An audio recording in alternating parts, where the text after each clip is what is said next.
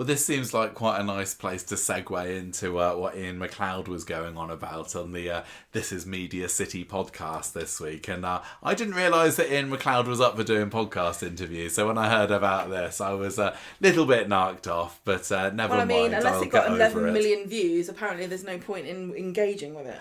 Well, I first found out about this through a headline that was, I think it was on Digital Spy, saying huge production changes ahead for Coronation Street. And this is it's actually a really genuinely interesting interview, and it's about 50 minutes or so. Do you think the This Is Media City podcast people had the same reaction as we do when an interview we do gets headlines and they were like, oh no?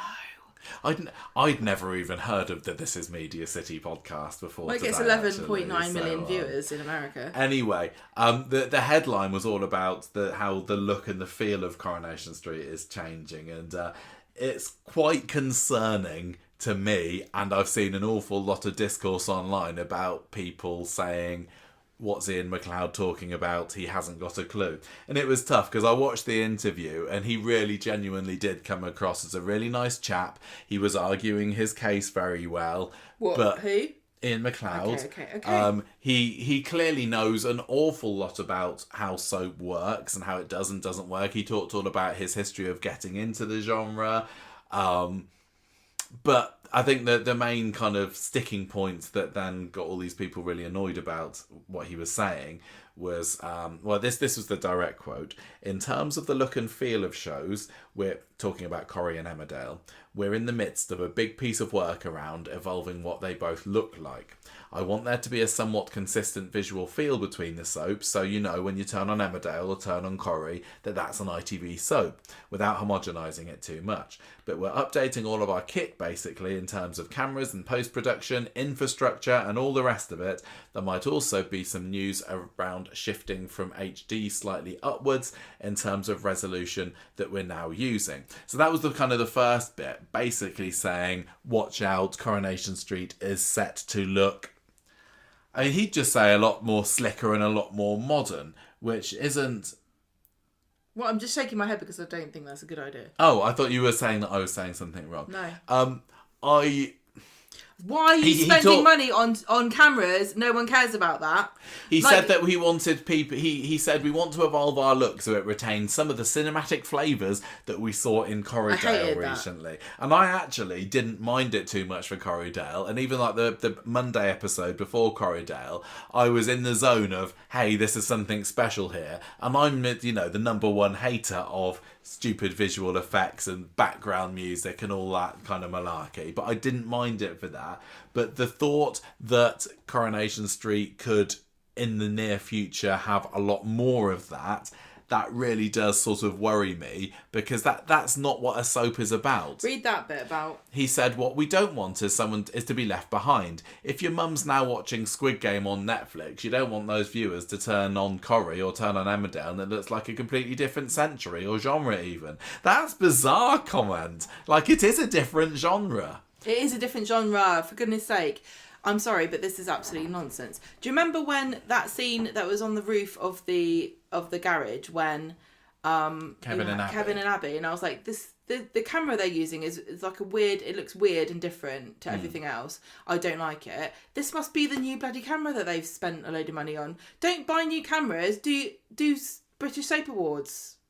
I don't know whether they come from the same pot, but you're right. I think that the drive to make any soap look like something it's not, to try and make it look like some high-end drama. Stupid. People don't watch soaps because of that. They like it for the traditional values. Can I also just say that Squid Game and Netflix are not the first thing that's ever existed that uses a different cinematic style to a soap. I don't know if he's been to the cinema or seen television at all, but for decades they've used different techniques and camera styles and film types for different shows. It's not just Squid Game and Netflix that have suddenly decided to start doing it. People aren't dumb. You can't at the end of the day, it sounds like he thinks that you can just film it with the same camera that Squid Game has filmed it with, and everyone watching will go, oh, this must be like Squid Game. That's not how it works. The content has to be compelling and it has to be interesting. It's like, it reminds me of like, like decades ago, there were like these islanders where they saw cargo planes landing, and people got given like food and stuff from these cargo planes during the war, and they thought, if we just build what looks like an airport out of the stuff on our island and make like a runway out of dirt, then planes will come and land and we'll get food too. That's not how it works. It's not because you've built a runway out of dirt. It's because you've got an actual airport there. You can't pretend that you're making something you're not. You're making a soap. Yeah. You're not making Squid Game. You're not making a Netflix show. You're making a soap. But I think, to play devil's advocate to Iain Macleod here, he is kind of recognising that in this modern streaming world, and he was saying that, there is going to be an inevitable transition away from ITV and onto ITVX. He's saying there is more and more competition, and if people like the kind of thing that looks like this, then maybe we should be trying to. He's saying he's trying to. Like... I think the problem is he's kind of saying we're doing it to try and attract different viewers, but I don't think that. I think that you're almost you've already playing a losing game if you're trying to attract loads of new viewers. What's important is retaining the ones you've got, and the more you put in these willy woozy camera effects or music or anything that just screams this isn't a soap, you're just going to be hemorrhaging the viewers that you've got. He talked a little bit also in the interview about these different research techniques that he used, and it all sounds very interesting. How are you talking about? Research techniques for what? Research techniques for finding out about what we should have on Coronation Street, like you've talked about all the time. Don't do it. So he says, what did he say? He said that there's like, they look into sort of casual viewers and medium interest viewers, and he even said that there was like the obsessive viewers category, which I guess is us. Of course it is. And he's saying that actually marketing has shown that people are more accepting of non-traditional narrative techniques. So it's difficult for us, but the people... it was almost, it felt somewhat dismissive of the obsessive fans. This is what Kate but Brooks it's got the obsessive caught up with. Fans that really you need to keep on one side. His marketing has told him, forget about them because they'll watch it anyway. I'm telling you, he probably didn't say this, but I bet you they all sat around and said, these idiots will watch no matter what we do. Yeah. But not everybody does. And we have seen people that have been long-term, 20, 30, 40 years watchers of the programme saying, I'm not watching that anymore. And yes, maybe you will, get a certain type of person watching it if you got silly background music on. But look, if it loses its heart of what it's supposed to be, then is it really worth it? I could cover myself in tinfoil, but I'm not going to be a robot. You're a soap. You can't be anything else. Find out how to be the best soap. And I've said this a million times. I'm sure that there's pressure from ITV, and I'm sure that there's a lot of things he's beholden to people, and there's statistics, and somebody says, we've done a survey and this, so you got to do that, and he does it, and then maybe it changes and maybe it doesn't. But at the end of the day, the whole purpose of this is to tell stories about people that live in the north, about everyday people, and the remit is clear. It doesn't matter whether you do a survey and you ask people, do you like it, when we have a future-based episode, or if we use a camera angle that makes it look different. It's irrelevant. You're making a piece of art, and people don't appreciate that, and it sounds like he doesn't either. It's a piece of art that should be personal, and if it is, it speaks to people on a level that you cannot replicate with anything. Squid Game was a story written by somebody in South Korea about the exploitation of the working class people. It baffles me that he's got the ingredients for what is Squid Game in the UK. It's about being oppressed. It's about the working class being oppressed and downtrodden by people who are making fun of them for their amusement. There are so many stories you could tell that are like Squid Game, and the reason why it resonated is because people across the globe are care about an authentic story told by somebody who's experiencing that. Do not invest in cameras, invest in talent, invest in writers, invest in directors, invest in talent. Talk about how you're going to make the production work so that people who are writing for the show know exactly what's happening, and they're not isolated and separated and writing a story that they don't even know where it's going to go. I haven't spoken to any writers about whether they feel this way, but it seems to me as though at the beginning of Coronation Street there was a clear vision and a series of very small number of people that were all working towards a goal of presenting an entertaining show about a working class group of people. And now there are hundreds of people that all work on this show, and there are so many people involved in a script. I cannot help but think it is completely diluted from what it should be like. Sometimes you're watching it and you're thinking, well, this doesn't feel like yesterday's. I'm sorry, I'm just so frustrated by this because it's just style over substance, isn't it? Yeah. Do you see what I'm saying about the origin of Squid Game is like the origin of Coronation Street? You're throwing around ideas about why something was popular, and you're acting like it's popular because it was a streaming show with nice cameras. You don't even know the history of South Korean cinema and television and why the themes are so important to them.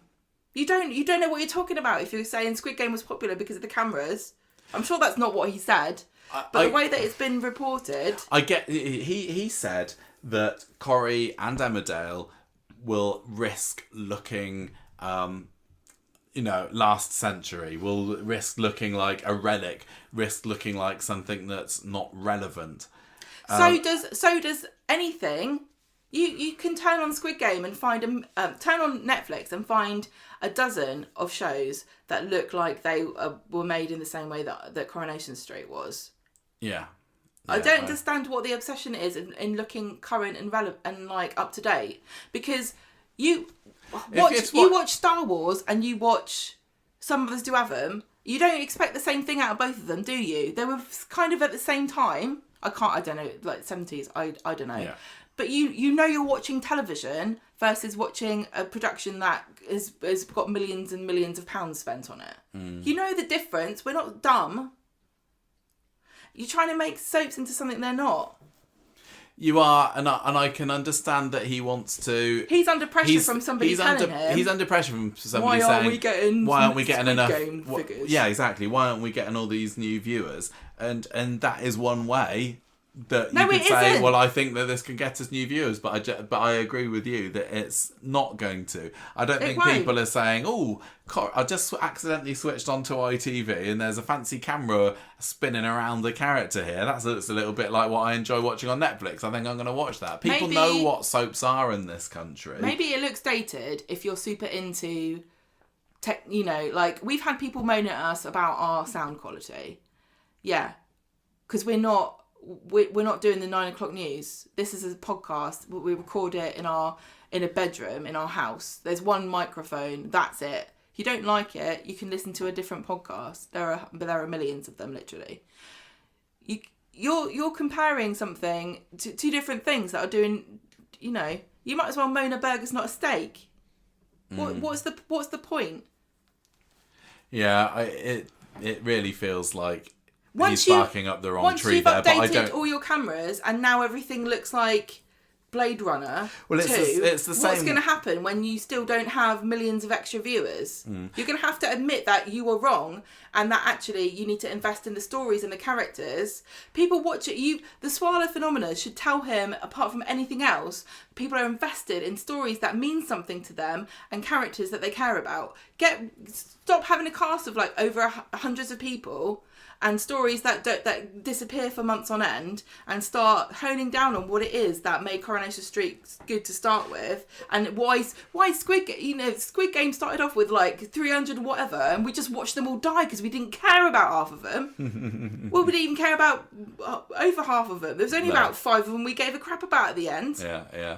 I think it's quite interesting because some people have said they need somebody like Chris Crenshaw to come into Coronation Street, because before he was at the helm of EastEnders a couple of years ago, I think that EastEnders was going through a bit of an identity crisis, and it was thinking it was being more than just being a soap. It had the effects, it had the visual effects, the sound effects. It was doing funny things with time, and I know that he still did some time stuff. The Six was an example of that, but I get the impression that Chris Crenshaw, his vision of what a soap is, really resonated with those core soap viewers, the obsessive fans and the very regular fans, and then they went through a period of a bit of a renaissance for EastEnders, and and everyone was singing its praises. So it feels to me that that's the kind of thing that they need. I'm not saying that Iain Macleod doesn't get what a soap is either, because listening to him, I think that he does. I didn't listen to it. I'm sorry. He I really does sound like he knows what he's talking about. He's got a long history in the genre. He lives and breathes soap. It's his everyday. But so it's.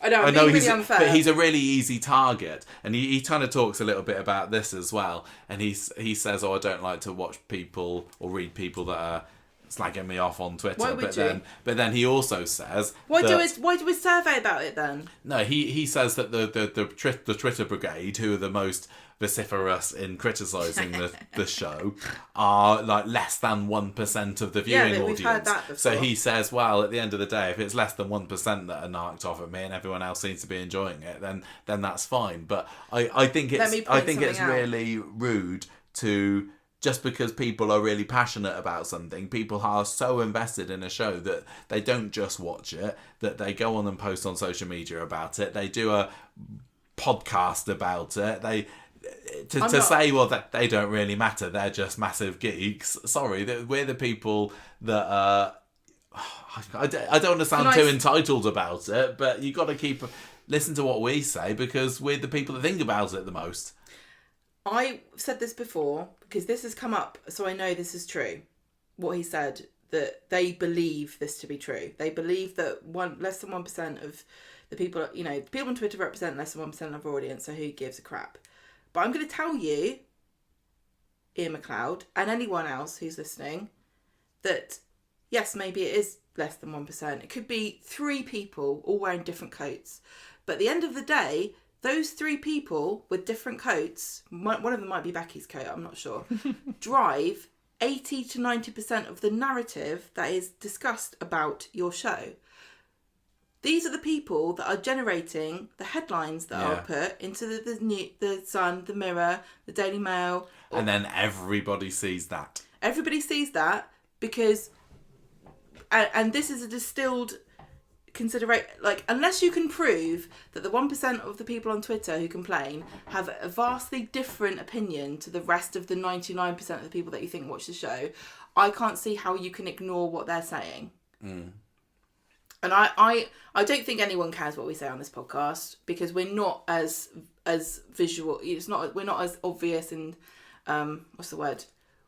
It's not as easy to access as a tweet, and we generally avoid tweeting negative things about Coronation Street. I'm sure that people would disagree, but you see some of the stuff we wish we could say, because don't like to add to the narrative, the negative narrative, because there's enough out there already. Okay, but I just genuinely think that it is completely arrogant and short-sighted to pretend that people who talk about a show on Twitter don't know what they're talking about and have no influence on anybody else, because that is completely the opposite of reality. You're scrolling through the Mirror or the Sun, and you're seeing all of these little headlines down the side going, Corrie fans this, Corrie fans that. That's going to affect how you think about the show if you don't watch it. Those people are influencing the broader narrative about Coronation Street. We only know that EastEnders is not doing as well as it was before because of the people on Twitter that tell us so. The people on Twitter who complained about what they thought about The Six. The people who talk about the actor on Hollyoaks who's left and is now criticising it. I don't know because I don't watch it, but I listen to what they say because they know what they're talking about. And yes, there is a lot of lunacy on Twitter. There's a lot of weird abstract thinking that doesn't make any sense. There are some definitely unhinged takes, and you've heard them on this show many times. But it doesn't mean that everybody's completely out of the realm of reality. One thing that I would say that is possibly something to hold on to is that he said that Coronation Street are still trying to hold on to what Tony Warren's vision for the show was, to some extent. And he did say, well, that's not necessarily the case in Emmerdale, because when they had the plane crash in Emmerdale, everything changed, and there's very little of beginning Emmerdale now Yeah. that represents the show. And he also did say that Emmerdale is a bit more bombastic, a little bit more Gothic. let's blow everything up. And We've got that when we watched it. I could tell that Yeah. it was. There's a bit more of suspension of Yeah. disbelief in so Emmerdale. he wants to keep to show modern while still keeping some element of Tony Warren's vision. And anybody could look at this now, look at Corrie now and say, oh, I'm sure Tony Warren's rolling in his grave. I don't know. I've got no idea. He was very active in, lending his opinion to the show up until when he died, whenever that was, 10 odd years ago. But it's very difficult to watch an episode of Coronation Street these days and think, oh yeah, this is just the same as it was back in the 90s. But is that just being a bit too rose-tinted specs about it? I don't know. I still love Corrie. I still care about it. I think it's important. It's part of our culture. It's part of the fabric of our country. I think that if you don't think that, you are you're ignorant, really, because it's been it's the longest running television show in the world. That counts for something. I also think that perhaps the expectations of what it can achieve should be more realistic. I don't think that anyone can expect it to be Squid Game. I don't know whether ITV expects it to grow an audience. I think that there is a bottom to where this reduction in terrestrial television audiences, there will be a bottom to it. And once Corrie finds that bottom, I don't think that it will go down. It's still an incredibly popular and successful show. Yeah, you can't hide the fact that the viewing figures are dripping downwards. I don't know why though, anybody thinks that's the other not soaps true. aren't. The other soaps, like EastEnders, was definitely able to record, an increase year on year. I can't remember what Emmerdale was doing. So you can look at that and say, well, we need to do something about it. But that's what I'm just saying, don't though. think That is not necessarily realistic. You're sitting there going, oh, I got £100, but I could get £120 if we just did a survey and asked people who they don't like and then kill them off. That's not how it bloody works. You can't survey your way out. Does it? You cannot survey your way out of a show losing viewers. What you need to do is have the courage of your convictions and go to your creative team and ask them what to do. Yeah. And stop pretending that you can like appeal to the lowest. It feels like they all think we're dumb, and you can just like go, who do you like, Mary or Kirk? Well, we'll kill Kirk if you don't like him. Van Like, Gogh what are you never talking went about? off to the people and said, so what do you want me to do a picture of next? Yeah, exactly. Sunflower or chair, one of those two? No, he did it himself. Well, exactly. I mean, and- yeah, maybe not quite as ridiculous as that, but yeah, you can't crowdsource art. It doesn't work that way. You just end up with one of those horrible, like 3D portraits of a Porsche. I can see almost like You end up with 'cause Kevin's kitchen backsplash. ITV and ITV Studios are businesses, and you have to set targets and you have to have performance goals and all of that. That's the modern way of doing things, isn't it? And to be able to say, I have done this because our survey results tell us that, it makes sense, doesn't it? But yeah, I know, but it's in like terms of the blindly art, groping your way through life based on a bunch of numbers. well, the other one of the other points that he made was about I'm just so cynical about business. I hate it. It's so wanky. It's ridiculous. Anybody who's creative and in the slightest probably feels the same way about me as this. It's just like, just leave it. Like you can't monetize this. I know that's what you're doing, but it's earning money enough. You're not going to make it bigger. You just are not. I'm sorry, but at this point you're not going to. But I did like what he was saying about new audiences for like digital or like spin-offs and stuff. Yeah, he talked about what was it? He said we're talking about things like micro dramas, vertical dramas. Is there any other parallel IP we can generate with a different set of characters that feeds into our This and out annoys of our me main show? because we've been talking about this for years. I've been saying this for years and years and years that they should be doing parallel stuff, digital stuff, social media things, different characters, doing TikTok stuff, making a supplementary show that feeds into the main stuff. You just need a bigger team. You don't need to spend your money on wanky old cameras. You need to get a team that cares about the show and understands, but also knows what they want on TikTok and what they want on YouTube. And you also need to stop banning the Swala uploads, because that ain't working in your favour either. So are we looking for a Swala spin-off here?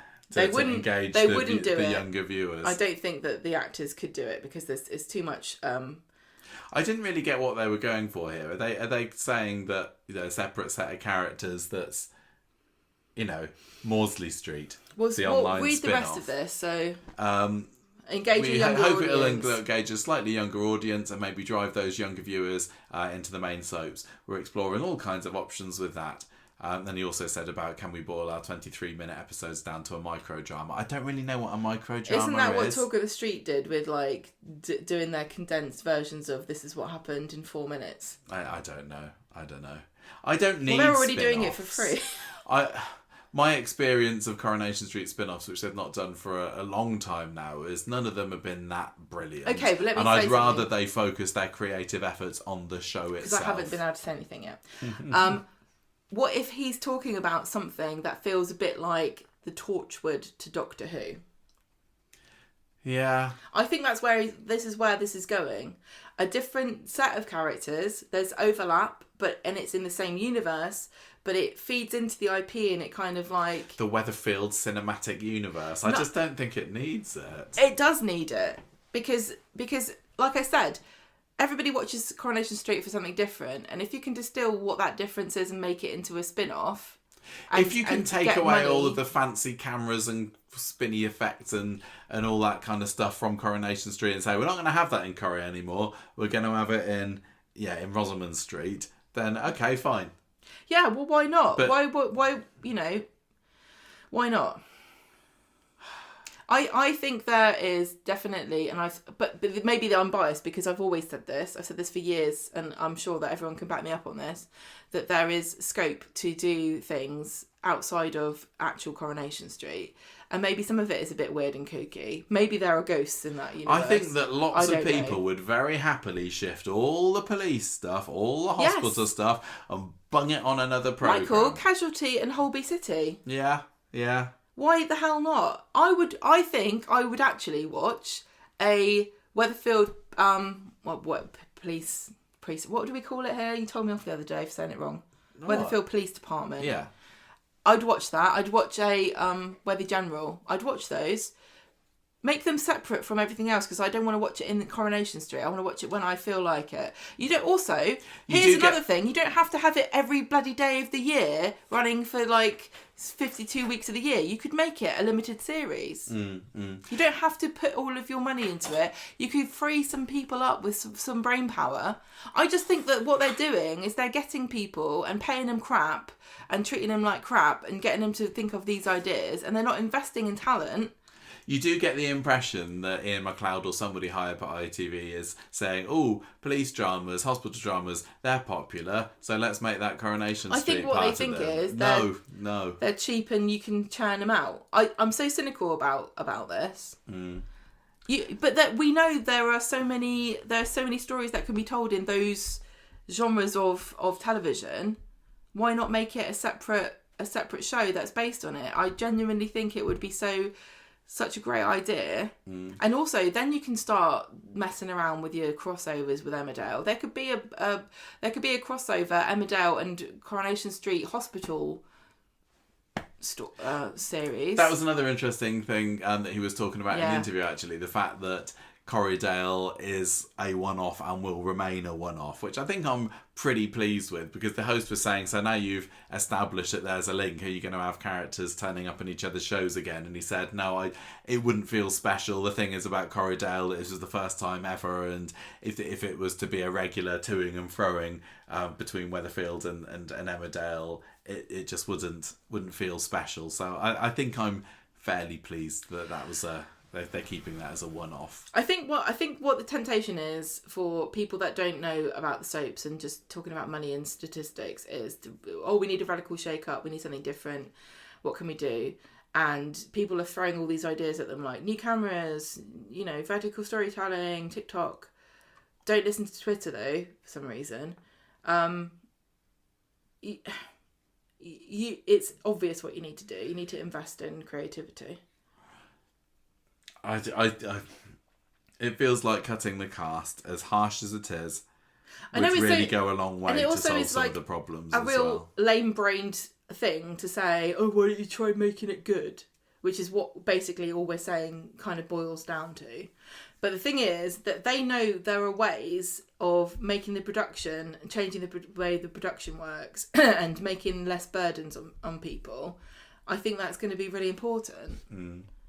I like it. He's got an impossible job though, He has. He's got an impossible job. He's probably been, attacked from people who expect things. And like I said, you cannot expect miracles. This is but for God's sake, what you've got on your hands is a show that's been running for over 65 years, that is on 5 days a week, never stops production, is on every weekday of the year unless there's a football match, and you're moaning that it's not making enough money and not, you're not getting 5 million people. You've got millions of people watch this show.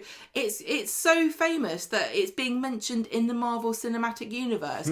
You've got actors that have been in this show that are going on to do amazing things. You've got a history of culture. You've got decades of like goodwill and people and recognizable characters that people all know.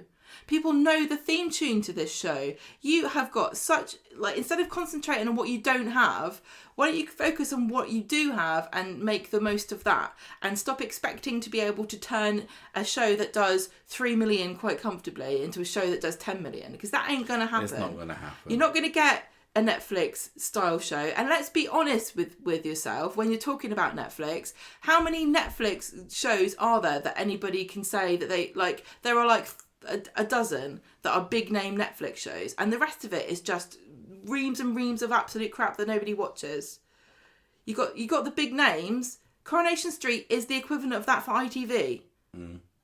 I think that Doctor Who is quite an interesting case study to compare it with as well, because they buddied up with Disney, didn't they, a few years ago? They've lost their way. And they got their massive cash injection, and Russell T Davies is like, whoa, what can I do with the show now? And some of it was dancing to the beat of Mickey Mouse's drum as well. But actually, those last two series didn't do very well at all. It fell flat on his face and moved away from what many fans thought that Doctor Who would be and should be. I'm also going to say that Russell T Davies felt like he spent a lot of his time taunting fans who were massive, huge Doctor Who fans and saying, I don't care what you want, I'm going to do what I want. Yeah, and that's exactly what Iain Macleod feels like he's saying when he says, oh, Twitter, who gives a crap about the rabid Twitter fans. Well, the last few F-series of Doctor Who, they were kind of leaning into the fantasy and the magic more, weren't they? And saying, oh, we've got the gods of the universe. And the Doctor Who fans were saying, no, this is science fiction, this isn't fantasy.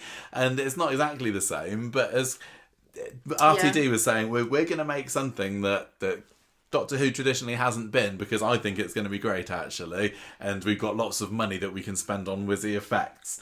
We saw what happened with Doctor Who in And now the end. Corrie's like, I know you said it's not a hospital drama and a police procedural, but what if it was? Yeah, basically. So Nobody wants to watch a hospital drama and a police procedural for 5 days a week, every single weekday of the year. Nobody wants that. This is a soap. It's different. Did we actually? I think we managed to go through a whole week in Corrie this week without actually visiting Weatherfield General, didn't we? It was quite refreshing, I'll say. But we still have plenty of police and prison scenes. It is very easy to sit here and criticise and say that he's wrong. I wouldn't want to do this job. I don't know how much he gets paid, but it isn't enough.